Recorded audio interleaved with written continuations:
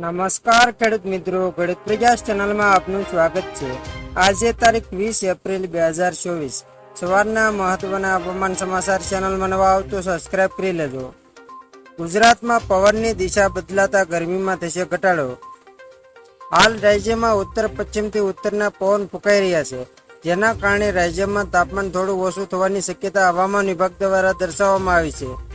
જો કે anti cyclonic સર્ક્યુલેશનના કારણે ગરમી અને બફારાનું પ્રમાણ પણ વધી રહ્યું છે। અમદાવાદનું મહત્તમ તાપમાન 41.6 ડિગ્રી નોંધાયું હતું।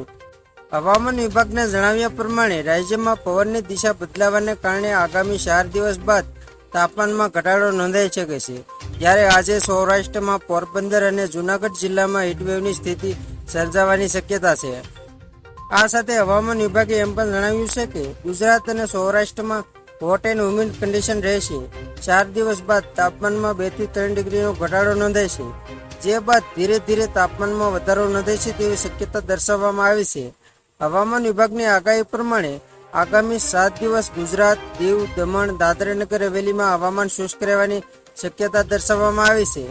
આગાહીકાર અંબાલાલ પટેલે કહ્યું કે 27 એપ્રિલથી ગરમી વધતા મહત્તમ તાપમાન ફરી 43 ડિગ્રી ઉપર જવાની શક્યતા છે। જો કે 10 થી 12 મેના રોજ પ્રી મોન્સૂન એક્ટિવિટીની શક્યતા છે। આકરી ગરમી વચ્ચે ચોમાસું સારું જોવાની આગાહી આવી છે, જે ગુજરાતના ખેડૂતો માટે આનંદના સમાચાર છે। આગાહી મુજબ આ વર્ષે ચોમાસું સામાન્ય કરતાં વધુ સારું રહેશે। જૂનથી સપ્ટેમ્બર સુધી ચોમાસું ખૂબ સારું રહેશે। દેશમાં 104 થી 110% વરસાદ નોંધાય છે। દેશમાં સરેરાશ 89 સેન્ટીમીટર વરસાદ પડી શકે છે। 4 મહિનાના ચોમાસામાં સરેરાશ 666.8 mm વરસાદ નોંધાવાની શક્યતા છે।